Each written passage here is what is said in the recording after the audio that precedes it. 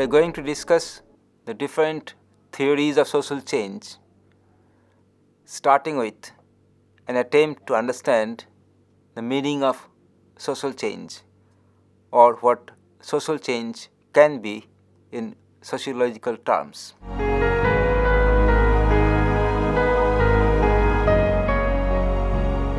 Before we go into sociology as such, before we delve deep into social theories, let us look around our real and individual lives. And what do we find there?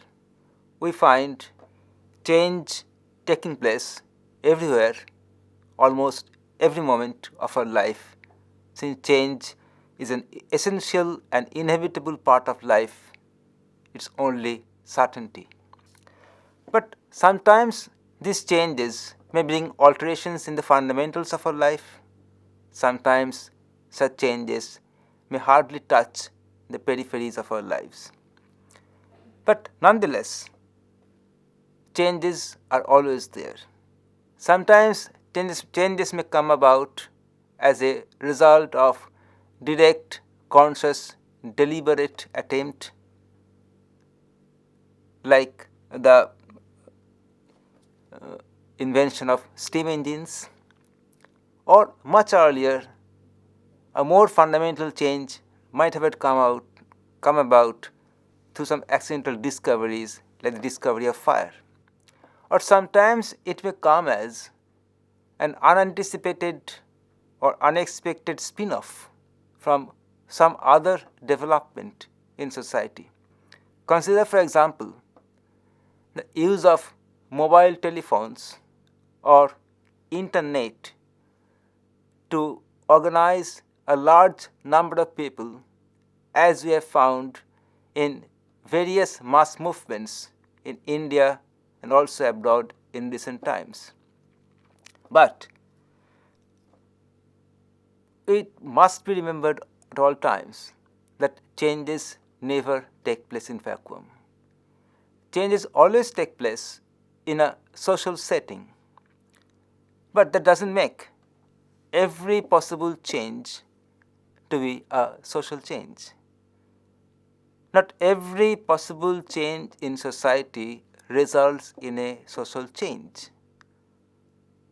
It may sound some kind of a theoretical hair splitting, some kind of playing with the words, but we'd get to the meaning of it when we differentiate changes in society from social change.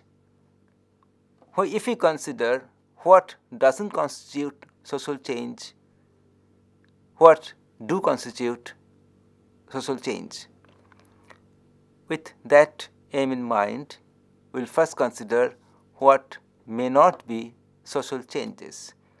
First of all, single events whose impact affects a single individual or a very small number of people may not constitute a social change.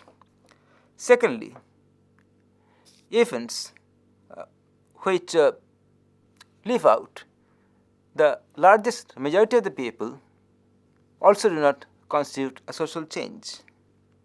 Thirdly, routine changes, everyday routine changes needed and required for the normal functioning of a social organization do not constitute a social change.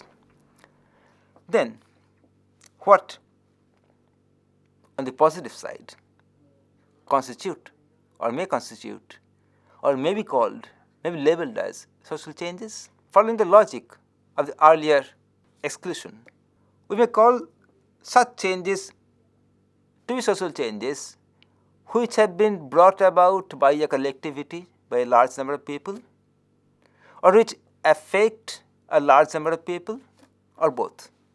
That means brought about by a large number of people and affecting a large number of people. That definitely is a kind of social change.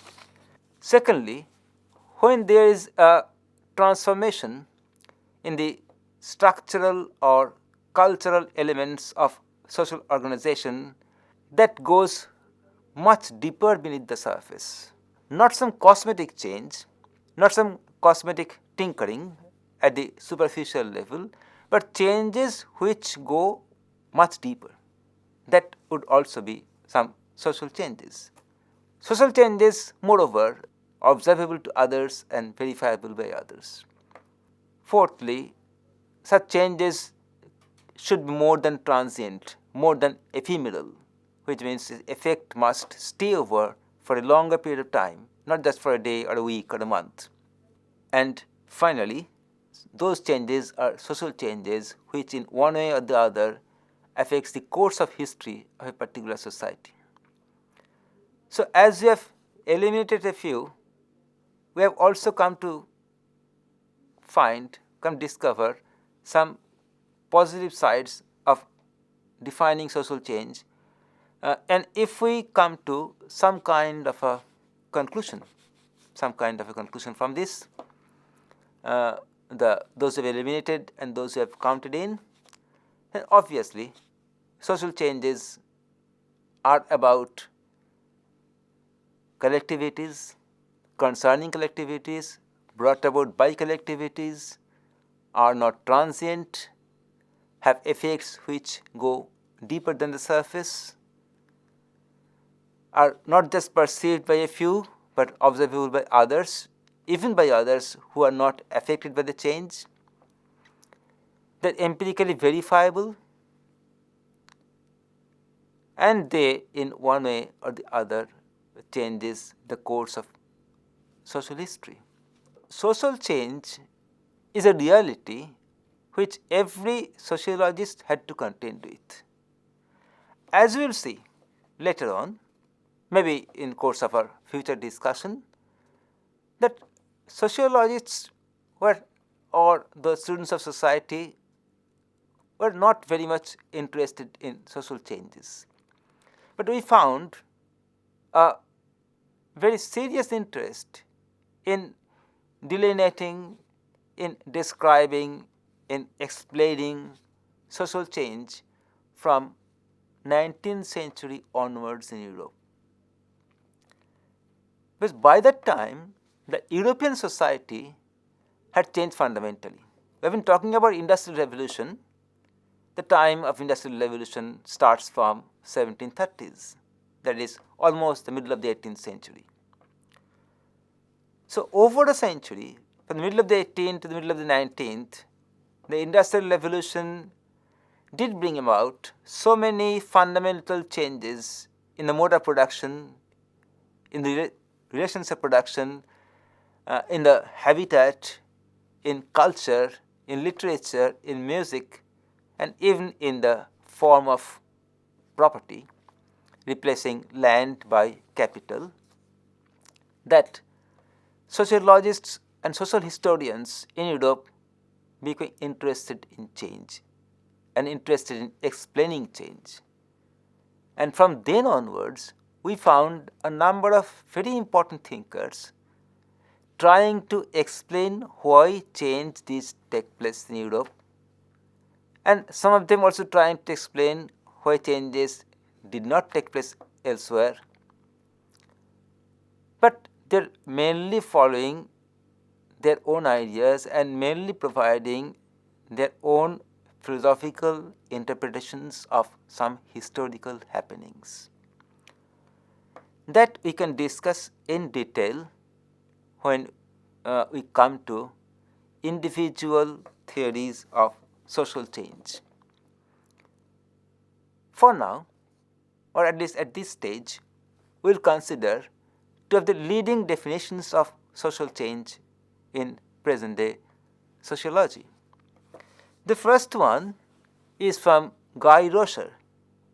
Guy Rocher, in his A General Introduction to Sociology, a theoretical perspective, has defined social change thus, and please allow me to quote: "Social change is every observable transformation over time, which affects in a way that is not provisional or ephemeral the structure or the functioning of the social organization of a given collectivity and which modifies the course of its history. A very comprehensive definition which covers every possible dimension of social change. Rocher had dealt with all the elements, its time, the way it affects, the number of persons such change affects, and its impact on the course of history. The second one is from Wilbert Moore. Wilbert Moore, according to Wilbert Moore, as you can find in his excellent article in the International Encyclopedia of the Social Sciences, Moore defines thus, and I quote, "Social change is a significant alteration of social structures, that is, of patterns of social action and interaction, including consequences and manifestations of such structures embodied in norms, values, and cultural products and symbols." A bit different from the one given by Guy Rocher, Moore is more emphasizing on the areas in which changes can be visible, areas which get affected by changes like values, the cultural products and symbols via changes in social structure. But both of them have concentrated on the observable and the verifiable elements of social change. We are often confused, even if we define social change thus, we are often confused by the presence of three terms having almost similar connotation in sociology, and all of them dealing with some kind of transformation. One is social evolution, the other is revolution, and the third one is the one we are presently dealing with, social change. Are they different? Can you relate them to each other? Can you differentiate the three of them on any single ground? These are important questions, because unless you do that, we may be using them, those terms, evolution, revolution, and change, interchangeably, which often a layman would do. But they are not to be used interchangeably, or they can't be used interchangeably. Social change is usually, the term social change is usually taken as a generic term, which includes both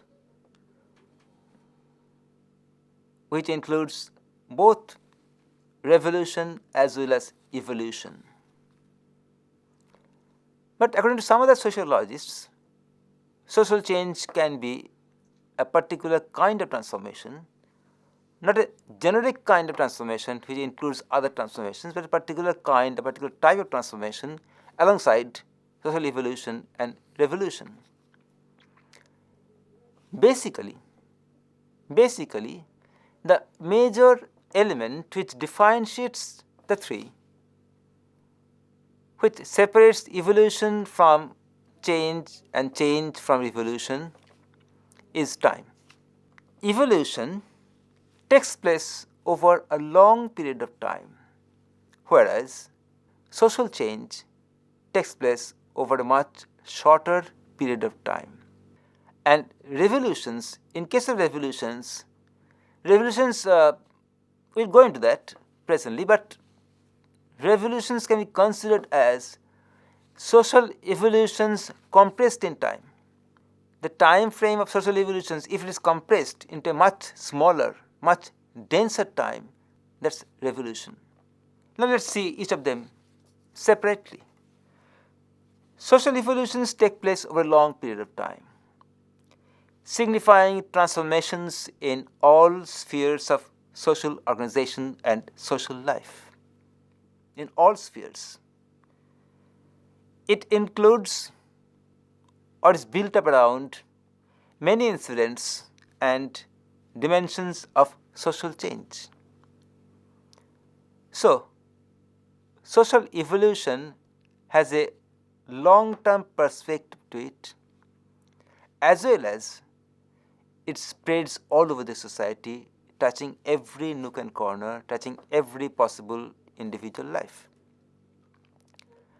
And a series of social changes taken together may lead to a longer term social evolution. Social changes, on the other hand, refer to observable transformatory phenomenon in some parts of social organization or some areas of social life that have taken place over a shorter time period. In some part of social life for a shorter time period, which has taken place over a shorter time period, but which definitely have a fundamental consequence, a fundamental transformatory consequence. We may be reminded of the banning of the practice of sati, spearheaded by Sri Ram Mohan Roy. That was a very important social change, but it concerned only the life of those who have been recently been widowed. It concerned only the Hindu society, but it did have a much deeper effect on the status of women. So that is a kind of example of social change. Revolutions take place over a very short period of time. And like evolutions, revolutions to bring about fundamental transformations in all spheres of life. But the entire time frame is compressed. Time becomes denser than or as compared to evolutionary change. Just think of the 1917 Russian Revolution. John Reed has described it as 10 days that shook the world. 10 days is definitely not a very long period of time. But those 10 days not only shook the world, but totally transformed the Russian society into a totally new kind of society which the world hasn't seen before. So that's the beauty of the revolution, that it brings about changes almost a blink of an eye. And revolutions also involve the question of violence. It may involve violence. Though we have talked about peaceful revolutions, if by revolutions we mean fundamental transformations, and revolutions do not have to have an element of violence in it, but it must be said that they bring in fundamental transformations in a short period of time. So, we come almost to the final point of our discussion of this particular area, that we are trying to understand what may be social changes. We are trying to understand what we encounter every day, at every moment of our life, but may not understand them to be changes, or may understand them to be changes after some time. Sociology is very much concerned with social changes, not because they are changes, but because of the consequences on society, consequences which may spread over a larger area and may cover a larger period of time, consequences which may not be felt right now or may be felt much later on. Computers came into use on a large scale from 1960s, even in the West. Prior to that, the use of computers were limited mainly and almost solely to the areas of military technology and used only by defense personnel. But from 1960s till we came to the end of the 20th century, or this 2013 is not a long time. 45, 50 years or 55 years, which definitely is not a long time compared to the human history or the history of human civilization. But who can deny that the use of a mechanical device, a computer, has brought about serious, fundamental, all transforming changes in our economic, technological, social, cultural, and even individual lives. So that is change we are talking about. Change which affects society for good or for worse, but no society or no individual can be free from any kind of change.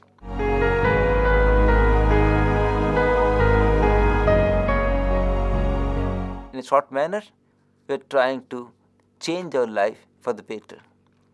Changes came as part of that endeavor.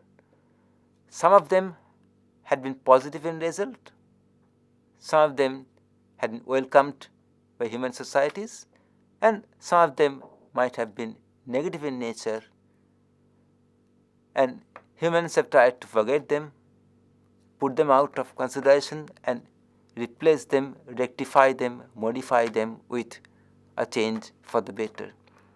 But as I have started my discussion today, that change, as Marx said, is the only thing constant in life.